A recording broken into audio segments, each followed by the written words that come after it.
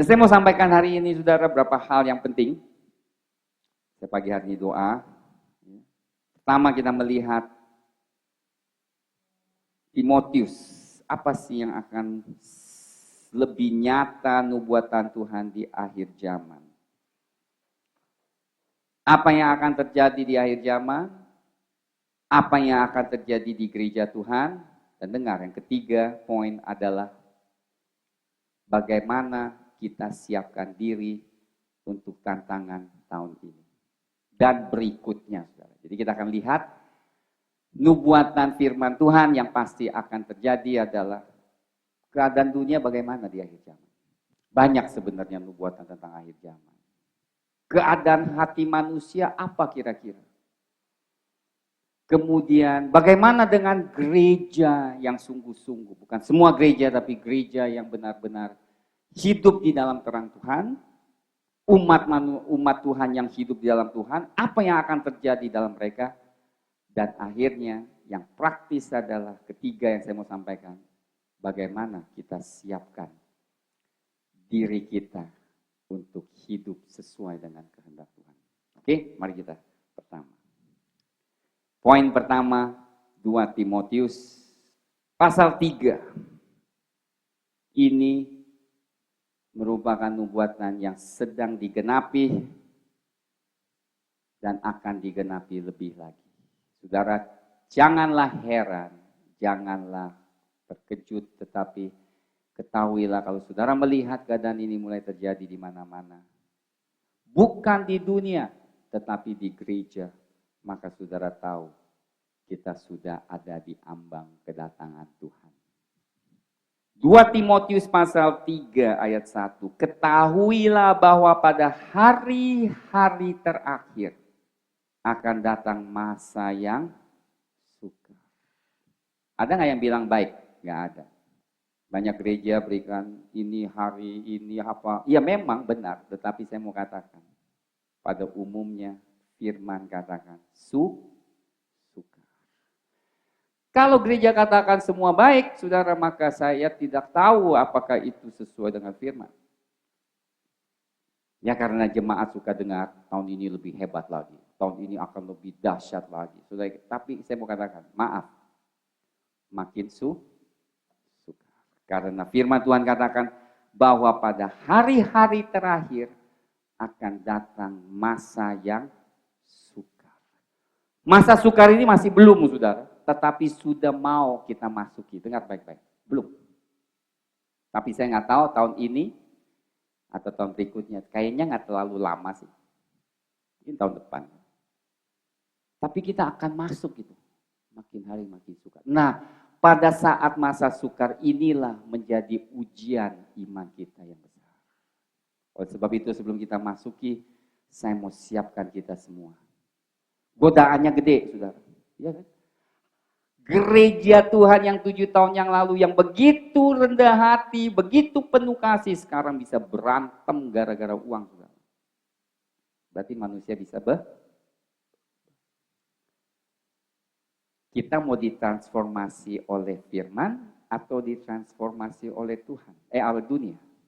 Seperti saya katakan saudara, kemarin saya katakan, kalau kita tidak terobos, ada berapa hal kelemahan kita nggak terobos, saudara. Ini yang mengerikan, yang saya sudah perhatikan. Kalau kita nggak terobos, ini udah begini, mesti terus terobos. Wah, udah sampai di sini, mantap, dapat poin, ya kan? Kalau main game kan gitu kan, tingkat berikutnya, ya kan? Masalahnya nih, nggak terobos, hilang semuanya, mundur ke depan, mulai lagi. Ya kalau main game sih nggak apa-apa. Tapi kalau rohani, yang saya lihat, kalau dia nggak sungguh-sungguh, keadaan rohaninya akan lebih parah dari sebelum dia lahir baru. 7 roh jahat akan masuk. Karena melihat begitu sangat mengerikan kehidupan kita. Amin, saudara. Kita harus manusia, lihat apa yang terjadi, akan mencintai dirinya sendiri. Kenapa mencintai diri salah? Tidak salah, tetapi dia berlebih-lebihan. Egonya kenceng sudah, nggak pikirkan orang lain, egois.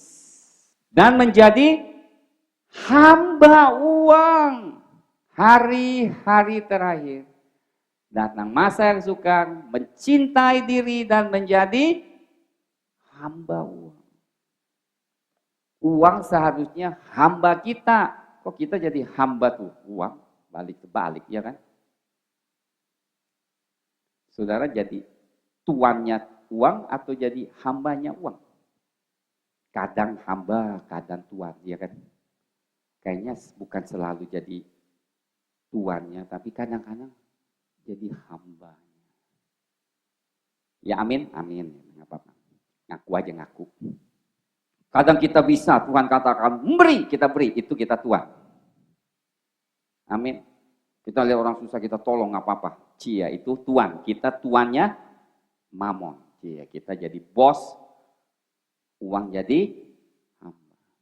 Tapi kalau kita seperti pemimpin yang berusaha mengambil uang, berusaha mencuri uang, berusaha menipu uang, menipu kiri kanan demi uang, kita udah menjadi hamba. Peduli cara apa kita dapat uang, kita adalah hamba. Jadi bosnya uang enak lah, saudara. Uang kalau jadi hamba itu enak. Tapi kalau uang jadi bos, sengsara kita. He's a good servant. Money is a good servant, not a good master. Uang itu emang seharusnya dihamba, bukan sebaliknya. Lihat, menjadi hamba uang, mereka akan membual dan menyombongkan diri. Kan saya udah bilang, 2 skenario. Satu skenario adalah dianiayai, satu skenario adalah dihambakan oleh dunia. Mereka menjadi pemfitnah, mereka akan berontak terhadap orang tua dan tidak tahu berterima kasih. Kenapa terima kasih penting? Karena orang tidak pernah akan puas. Tidak ada orang yang bisa puas. Saya baca, nggak tahu apakah benar, Gaddafi sebelum meninggal dunia. Kan dia ditembak Gaddafi. Dia adalah seorang pemimpin, presiden. Sebelum dia mati, dia katakan orang tidak pernah puas. Dia berusaha menolong banyak orang susah. Dia berikan uang untuk orang beli makanan. Tetapi dia katakan, orang tidak pernah puas. Saya lihat diri saya, makanya saya takut, saudara. Dulunya mungkin apa adanya kita berterima kasih, setelah ada kita mulai lebih memilih, kita mulai lebih cerewet, ya kan? Itu tanda. Itu mulai dari kecil. Udah gak senang ini, udah kayaknya aduh ini bukan selera gua gitu, ya kan? Itu apa tahu? Itu udah tidak bersyukur lagi. Datangnya dari situ, saudara. Kita mulai lebih, this is not my taste, ya kan? Udah gak enak, kita udah gak suka, kita mau lebih, dulunya oke, sekarang ya gak oke. Kalau rohani gak apa-apa, dulunya hadirat segini, gak puas Tuhan, gua mau lebih, itu sih puji Tuhan, haleluya. Itu mesti gak puas, amin. Dulu gua kasih 100.000, sekarang masa gua kasih 100.000, puji Tuhan. Biar itu gak puas-puas, supaya gereja lebih diperkaya. Tapi kalau hal yang kita nikmati, ya kan, kita nggak puas-puas, saudara, kita tidak akan senang dan kita tidak akan menjadi saksi. Saya tidak percaya keadaan kita lebih parah dari dulu. Apalagi yang ikut di GLC. Haleluya dulu dong. Amin. Ya kan? Semuanya lebih bagus. Saya lihat pakaian saudara dibanding berapa tahun yang lalu lebih bagus. Keren sih. Sepatunya juga bagus. Ya. Sepatu saya 16 juta. Baju Uniqlo. Dulu baju di bekas-bekas saya pakai. Kita semua diberkati nggak? Di dalam Tuhan, sekalipun mungkin berkat tidak sesuai yang kita inginkan. Ya kita kan nggak pernah puas ya kan? Tapi marilah kita belajar untuk bersyukur. Selalu ingat masa lalu yang, saudara jangan bilang, saudara saya sendiri ya, maaf ya saudara. Saya harus ingatkan diri saya berulang kali. Tuhan, aku mau bersyukur. Sengaja tuh ngomong begitu tuh, sengaja. Kenapa? Saya tahu kedagingan saya tidak pernah puas. Saya jangan bilang mau tegur saudara, saya tegur diri saya sendiri. Saya ingat dulu baju saya cuma berapa potong dari Malaysia. Tiap minggu pakainya sama aja, saya sampai bosen, malu juga. Sekarang gantungan saya nggak cukup. Kloset saya terlalu kecil. Tapi masih mau beli lagi. Nah itulah masalahnya. Saya lihat diri saya. Saya lihat diri saya. Jadi saya supaya sudah jangan pikir, wah becek bapak nih sangat rohani. Enggak juga kadang. Masih duniawinya masih datang. Lihat diskon juga masih tertarik. Apalagi Zara. Ya kan saudara. Oleh sebab itu saudara, marilah kita belajar bersyukur. Pada saat kita bersyukur di pagi hari, di malam hari, saudara tahu apa yang terjadi? Kepuasan itu ada di hati kita. Sengaja bersyukur. Kalau nggak tahu apa yang bersyukur, pikir dulu tuh. Aduh dulu gue begini, dulu gue nggak. Sekarang terima kasih Tuhan. Amin. Bisa begitu? Pasti lebih baik. Nggak ada yang lebih parah di sini. Nggak ada di sini yang lebih jelek keadaannya. Ketiga. Kita lihat di sini. Orang tidak tahu berterima kasih, tidak mempedulikan agama, tidak terlalu perhatikan ibadah, berdoa, baca firman, itu artinya. Sekarang menurut penyelidikan di Amerika, saudara, jemaat tidak setiap minggu ke gereja. Itu udah lewat zamannya. Sekarang mereka 2 minggu sekali, itu udah termasuk bagus. Kadang sebulan sekali baru beribadah di gereja. Ini terjadi di gereja besar. 2-3 minggu, kalau nggak ya sempat gue datang, nggak sempat. Bukan lagi sesuatu yang mereka rindukan. Aduh, gue mau ke tiap minggu di gereja. Kalau nggak pergi kayaknya nggak enak. Itu adalah benar. Itu harusnya nggak puas-puas. Kalau bisa gue 2 kali, kalau bisa gue lebih. Itu harus seperti itu. Tidak tahu mengasihi, tidak mau berdamai. Tidak ada belas kasihan pada orang susah. Tidak lagi terbeban, namanya indifference. Ya lihat orang susah ya sama lah. Nggak pernah menaruh perasaan orang itu sedang menderita atau bagaimana. Nggak pernah lagi saudara. Jarang. Kenapa? Karena pikiran kita semua hanya pikirkan diri kita sendiri. Tapi tidak tahu pada saat kita mulai perhatikan orang, menolong orang, justru kita dipuaskan. Hidup ini jadi sangat berarti.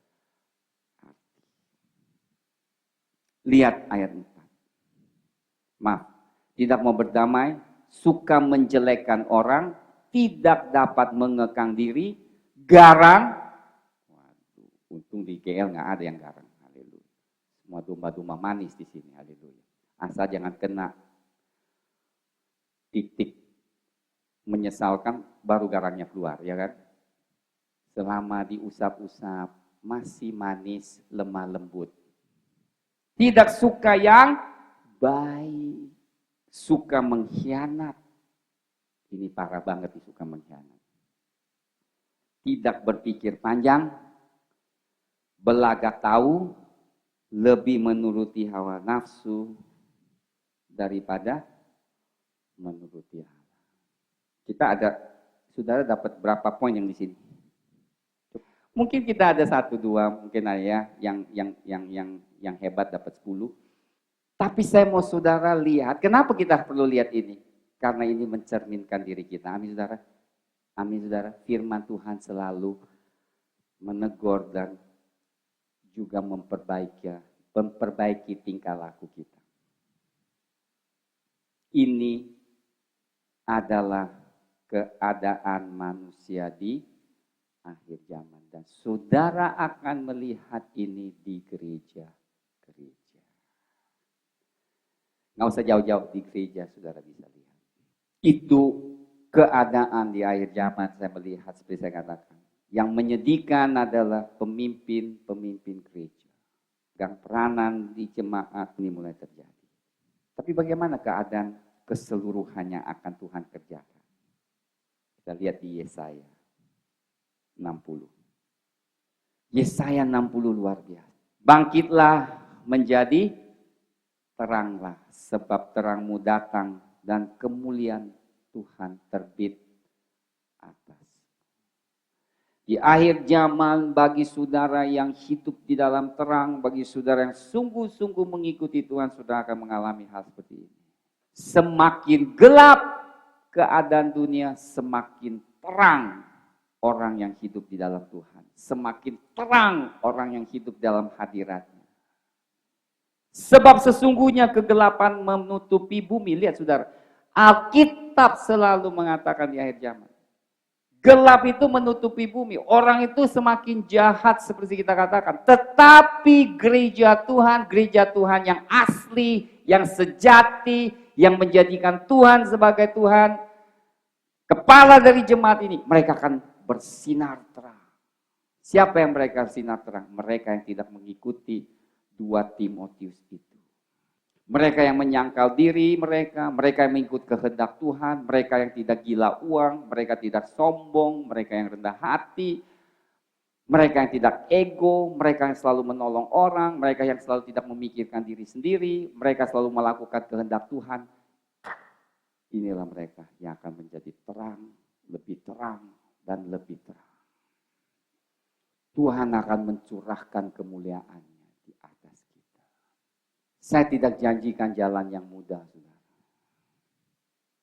Tapi saya janjikan jalan yang luar biasa. Saudara, waktu kami di sana kita dengar satu lagu, kemarin saya nyanyikan. Lagu bahasa Mandarin. Tentang Mazmur 23. Lagu ini kenapa begitu menyentuh sekalipun nadanya tidak seperti lagu-lagu Indonesia, tetapi ada urapan yang luar biasa. Saya mau katakan satu hal. Setiap kali saudara dapat mendapatkan sesuatu yang diurapi, dengar baik-baik. Urapan itu selalu mahal. Selalu pewahyuan, pengurapan itu datang setelah melewati jalan yang sulit. Semua lagu yang kau saudara tahu, semua lagu yang saudara nyanyikan, yang ada urapannya. Saya pelajari mereka yang tulis lagu. Mereka dapat ciptakan lagu itu setelah mengalami kesulitan yang besar di dalam diri mereka. Keluarlah lagu yang dahsyat dan luar biasa. Evergreen. Saya kasih contoh, berapa contoh. Lagu himne, sudah pernah dengar, What a friend we have in Jesus. Saya pernah ceritakan. Dia 2 kali mau kawin, istrinya terbunuh. It is well with my soul. It is well with my soul. Itu setelah melewati musibah di mana istri dan anaknya tenggelam dan meninggal, dia tulis. Martin Nisdrom. As the deer panteth for the water, so my soul longer there. Tahu nggak? Dia ciptakan lagu karena pacarnya baru tinggalkan dia. Ada yang patah hati di sini, ciptakanlah lagu, saudara. Dalin, shout to the Lord, all the earth, let us sing. Itu nggak? Nyanyi di seluruh dunia. Tahu nggak? Kenapa dia ciptakan lagu itu? Dengar baik-baik, dengar. Pada saat dia latih lagu, latih suara dengan seorang ahli, guru melatih suara, tahu nggak gurunya bilang, engkau ini pasti dari gereja. Hah?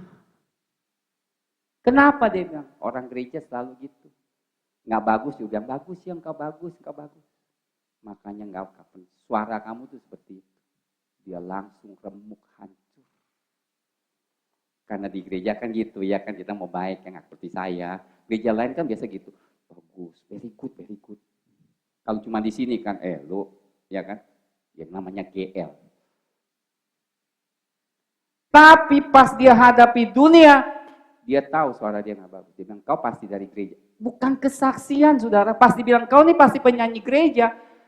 Bukan kesaksian, karena dia pikir dirinya sudah baik. Ya, sejak itu dia latih sungguh-sungguh. Dia tidak mau hanya terima katakan baik, bagus, baik, bagus. Dia tahu dia tidak bagus. Maka dia cipta lagu. Shout to the Lord all the earth. Saudara, saya mau tanyakan. Kenapa lagu-lagu ini evergreen? Karena mereka melewati masa yang sulit.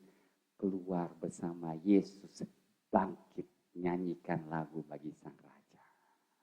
Jangan saudara pikir, udah dalam Tuhan kita hidup senang-senang. Gak ada kesaksian. Saudara kalau hidup saudara ini gak pernah lewati salib, filmnya tuh gak menarik. Saudara mau gak nonton film tuh? Daftar dari pertama lahir, nonton di 2 jam. Sekolah, ya kawin, punya anak, gak lama mati, bahagia. Gak ada yang mau nonton. Lihat dong film semuanya. Berantem, ada udah masalah. Iya kan? Mau ditembak, mau dibunuh. Itu film begini kita nonton.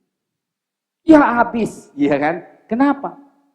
Ada naik turunnya. Kalian mau hidupnya begini. Gak ada yang mau nonton. Gak ada yang mau dengar kesaksian saudara. Ya gitu-gitu aja. Tapi saudara dianiaya, saudara diasingkan karena Tuhan Yesus. Iya kan? Tapi saudara terus berdoa, bersyukur. Saudara hampir bangkrut, tapi tetap percaya Tuhan Yesus. Amin. Bawa perpuluhan nggak cukup, bawa 50%, hampir bangkrut, nggak apa-apa. Akhirnya, betul? Makanya saudara, Tuhan tuh nggak mau kita hidupnya gitu. Dia pasti lewati lembah kekelaman, ya kan? Waduh ceritanya seru nih. Terus bangkit. Kesaksian, itu dia.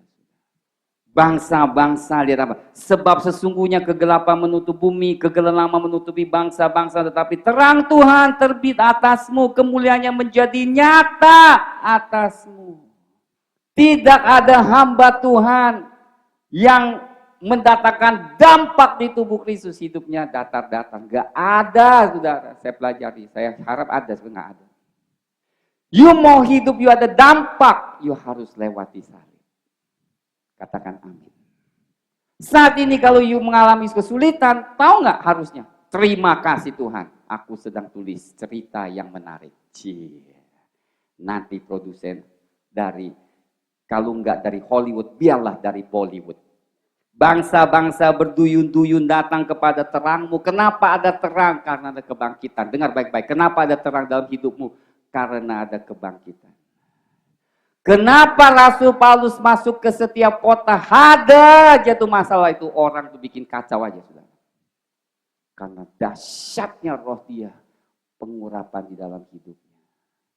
Tidak ada satu kota nggak gempar karena ini orang Rasul Paulus. Saya mau pelajari hidupnya, saya mau datangkan satu seri pelajaran tentang kehidupan Rasul Paulus. Soalnya dahsyat nih orang. Ke satu kota, kota itu digoncangkan. Ke Efesus, Efesus goncang. Ke Filipi, Filipi goncang. Ke Korintus, nggak ada satu kota masuk datang tuh tenang-tenang keluar kayak turis, nggak ada. Kita kan kayak turis, masuk, enak ya, enak makanan enak. Kita kalau misi kan gitu, Pak makanan ini enak, yuk kita kunjungi tuh makanan tuh di Palembang, di mana di Pontianak ya carinya. Bangsa-bangsa berduyun-duyun datang kepada terangmu dan raja-raja kepada cahaya yang terbit bagimu. Itulah yang terjadi di atas gereja mula-mula.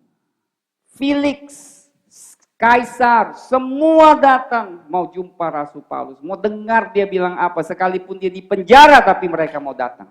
Ada masalah apa sih? Gue pernah dengar nih Rasul Paulus nih. Bikin masalah. Gue pengen tahu. Interview di penjara. Tapi menarik seseorang yang berkuasa untuk mau ketemu Rasul Paulus. Berarti hidupnya dahsyat. Kalau sampai pada satu hari Bapak Jokowi datang ke GL. Saya mau dengar di sini ada apa. Itu luar biasa.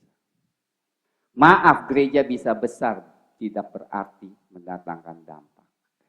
Bagaimana kita harus hidup di tahun 2016? Kita kembali pada dasar yang paling mendasar. Mazmur pasal 1. Mazmur 1 merupakan pedoman hidup atau merupakan suatu pelajaran yang paling praktis, saudara, yang benar-benar berhikmat. Amin, katakan amin. Berbahagialah orang. Siapa yang berbahagia? Atau berbahagia juga diartikan diberkatilah orang. Diberkatilah orang yang tidak berjalan menurut nasihat orang fasik. Mazmur pertama, ayat pertama. Langsung mengajarkan suatu rahasia atau kunci kebahagiaan seseorang. Diberkati. Saya tahu banyak orang, termasuk saya kadang-kadang, tersandung karena nasihat-nasihat yang salah. Saudara, kita hidup ini pada umumnya kita mengikuti nasihat, betul? Kurang lebihnya kan? Saya mau nikah sama istri saya minta nasihat hamba Tuhan. Saya cari counseling, apa ini benar dari Tuhan? Apa kita bisa dari kehendak Tuhan? Saya minta, saudara, saya tidak diam-diam. Saya mau melangkah benar karena kalau udah melibatkan emosi kita selalu bisa keliru, pilih salah. Lalu orang luar dapat menilainya lebih baik dari diri kita sendiri. Itu saya tahu banget kalau orang udah jatuh cinta, kuasanya besar. Nasihat merupakan hal yang luar biasa penting. Saya mau kasih satu contoh supaya saudara lihat. Kita lihat di 1 Raja-Raja. 1 Raja-Raja pasal 12. Setelah Raja Salomo meninggal, anaknya yang namanya Rehabiam yang meneruskan tahtanya, yang menjadi raja, meneruskan posisi menjadi raja.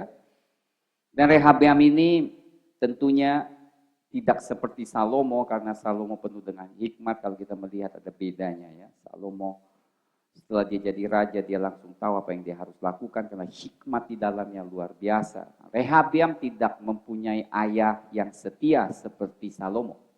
Salomo mempunyai ayah yang namanya Daud, yang takut akan Tuhan, sehingga pada mulainya Salomo dapat memulai sebagai raja, memulai tugasnya sebagai raja dengan baik. Hanya ayah sangat mempengaruhi anak-anak, sudah menentukan masa depan mereka. Seringkali peranan ayah itu penting. Ayah yang takut akan Tuhan, cinta Tuhan, mempengaruhi anak mereka. Tapi tidak berarti, saudara, yang ibu yang mungkin suami masih belum dalam Tuhan, janganlah kecil hati karena Tuhan tetap bisa bekerja melalui saudara. Bagi Tuhan tiada mustahil. Sebab seluruh Israel telah datang ke Sikam untuk menobatkan dia menjadi raja. Ya, saudara, pada saat Daud serahkan tahtanya kepada Salomo, kerajaan Israel itu sangat kaya, melimpah dengan baik-baik. Tapi pada saat Salomo serahkan kerajaan kepada Rehabiam, negara itu merosot dalam keuangannya sehingga Salomo mengenakan pajak yang sangat tinggi bagi rakyat-rakyatnya. Tapi karena Salomo masih ada pengurapan yang besar, mereka masih mau taat. Tetapi pada saat turun di atas Rehabiam, Rehabiam tidak mempunyai hikmat. dan urapan seperti Salomo, maka terjadi suatu pemberontakan. Jadi kita harus ingat selalu, kita tidak bisa bandingkan diri kita dengan yang lain, sesuai dengan takaran yang Tuhan berikan, kita kerjakan. Amin, saudara. Lihat apa di sini. Sekarang sudah itu terdengar itu kedengaran kepada Yerobeam bin Nebat pada waktu itu ia masih ada di Mesir. Ini adalah musuh pada saat zaman Salomo sudah terjadi karena dia berontak. Saudara, firman Tuhan katakan pada saat Salomo tidak setia dengan Tuhan, maka muncullah musuh-musuh di hadapannya. Sudah dengar baik-baik ini. Yang berontak, yang memberikan susah. Kenapa? Karena dia tidak setia kepada Tuhan. Pada saat kita setia kepada Tuhan, Tuhan kirimkan kawan-kawan yang baik bagi kita. Amin, saudara. Orang menyuruh memanggil dia, lalu datanglah Yerobeam dengan segenap jemaah Israel dan berkata kepada Rehabiam, ayahmu telah memberatkan tanggungan kami, maka sekarang ringankanlah pekerjaan yang sukar yang dibebankan ayahmu dan tanggungan yang berat yang dipikulkannya kepada kami supaya kami menjadi hambamu. Mereka ini datang dengan ketulusan hati, cuma minta kepada raja, tolong jangan dibebankan pajak terlalu berat, kurangin sedikit. Sesudah itu, dengar, lihat ayat 6. Sesudah itu Rehabiam minta nasihat dari para tua-tua yang selama hidup Salomo mendampingi Salomo. Ayahnya katanya, apakah nasihatmu untuk menjawab rakyat itu? Mereka berkata, jika hari ini engkau mau menjadi hamba rakyat, mau mengabdi kepada mereka dan menjawab mereka dengan kata-kata yang baik, maka mereka menjadi hamba-hambamu sepanjang waktu. Maksudnya engkau ikuti keinginan mereka. Ini adalah orang-orang yang takut akan Tuhan, yang berhikmah. Nasihat mereka itu adalah nasihat yang sangat bijak dan baik. Lihat kan nasihat kan? Tapi apa yang terjadi? Dikatakan, tetapi ia mengabaikan nasihat yang diberikan para tua-tua itu, lalu ia meminta nasihat kepada orang-orang muda yang sebaya dengan dia dan yang mendampinginya. Biasa, orang tua, nasihatnya gitu-gitu lagi. Setemen dong, gua lebih ngerti kan, itu mah zaman kuno. Dia mau dapat nasihat dari orang muda. Orang muda nggak ada pengalaman, saudara. Yang bahasa karaoke bersama, ya kan? Makan bersama, clubbing bersama. Minta nasihat kayak gitu. Bisa dapat nasihat baik nggak? Saya tanya, bisa dapat nasihat baik? Tidak mungkin. Apa terjadi, saudara? Dengar. Beginilah harus kau katakan di 10. Kepada rakyat yang telah berkata, ayahmu telah memberatkan tanggungan kami, tetapi engkau berilah keringan kepada kami bagi. Dikatakan, kelingkingku lebih besar daripada pinggang ayahku. Maka sekarang yang 11, ayahku telah membebankan kepada kamu tanggungan yang berat, tetapi aku akan menambah tanggungan kamu. Ampun gak nih orang. Ayahku telah menghajar kamu dengan cambuk, tetapi aku menghajar kamu dengan cambuk yang berduri. Bukannya lebih bijak, lebih egois. Akhirnya 10 suku atau 11 keluar, kerajaan Israel terpecah jadi 2. Gara-gara nasihat yang dia terima merupakan nasihat yang tidak bijak, yang datang dari orang yang fasik. Berarti orang fasik. Mazmur 1 kan? Orang fasik. Saudara dengar. Saya mau ajarkan saudara. Carilah nasihat dari orang-orang pendoa, yang takut akan Tuhan, yang bergaul dengan Tuhan. Ini adalah nasihat bagi kita semua di tahun 2016. Tidak berdiri di jalan orang berdosa, tidak duduk dalam kumpulan pencemooh. Berarti berada selalu di tempat yang benar, bergaul dengan orang yang benar. Mendengar nasihat dari orang yang benar, berada di tempat yang benar, bergaul dengan orang yang benar. 2016 dengar saudara, penting sekali. Iblis tidak akan bisa mempengaruhi iman kita. Seringkali kita dipengaruhi oleh orang-orang kawan-kawan. Sedikit-sedikit kita jauh dari Tuhan. Gara-gara kawan-kawan kita. Terakhir saya mau sampaikan, lihat poin yang terakhir. 2 Tawarik. 2 Tawarik pasal 11. Terakhir poin yang mau saya sampaikan. Penting sekali, saya mau saudara catatkan semua ini. Sama pergaulan saudara. Saudara ingat enggak? Nanti saudara baca ceritanya. Pada saat kerajaan Israel terbelah dua. Satu Juda, satu Israel. Sudah di Juda bagian selatan, dipimpin oleh keturunan Daud. Di satu lagi Jerobeam adalah kerajaan di utara. Saudara, di kerajaan utara tidak pernah ada sekali dalam sejarah itu adanya kebangunan rohani. Semuanya menyembah berhala sampai negara itu dijajahi. Tetapi di bagian selatan seringkali masih ada ada kebangunan rohani. Ada berapa raja yang luar biasa, termasuk Yosafat, Raja Asa, Raja Hezekia, ada berapa raja tuh yang mendatangkan kebangunan rohani di kerajaan selatan. Kenapa saudara? Lihat. Pada saat kerajaan itu pecah dua, dengar baik-baik. Kerajaan utara atau kerajaan Israel yang bagian utara mengusir umat Lewi dari wilayah mereka. Sehingga umat Lewi, imam-imam besar, semua kabur mencari Allah di dalam kerajaan Yehuda atau kerajaan selatan. Sini tulis. Imam dan orang Lewi di seluruh Israel sedang mengabungkan diri dengan dia dari daerah-daerah kediaman mereka. Sebab orang Lewi meninggalkan tanah penggembalaan dan milik mereka lalu pergi ke Yehuda. Lihat kan? Yehuda itu adalah kerajaan sebelah selatan. Dan Yerusalem oleh karena Yerobeam dan anak-anaknya melarang mereka memegang jabatan imam Tuhan.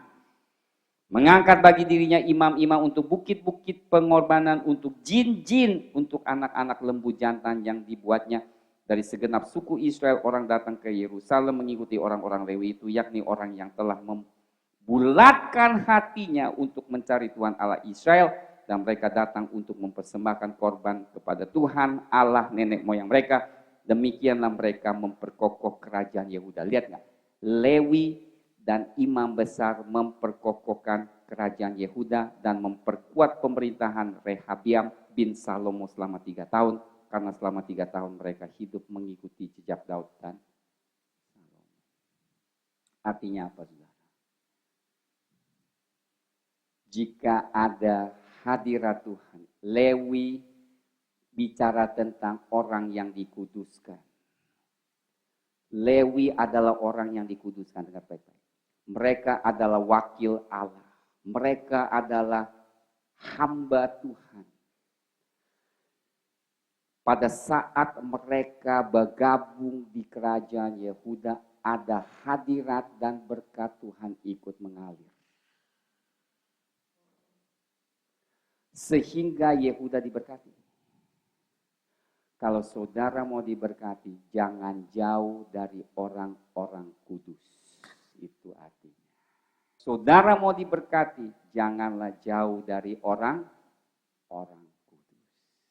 Ya saudara, tahun ini saya sudah sampaikan 3 hal.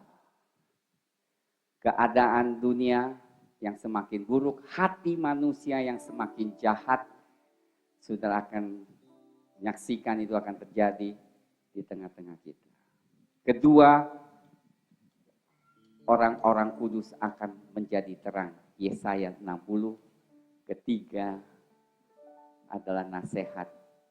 Kalau kita mau terus menghasilkan buah dalam hidup, Mazmur 1, 3 hal yang penting, nasihat, keberadaan, dan pergaulan. Maka kita akan diberkati, maka kita tidak akan keluar dari jalur Tuhan Yang penting kita harus selalu ada di jalur Tuhan. Jangan dengar nasihat dari siapapun yang tidak kenal Tuhan. Tidak akan benar nasihat.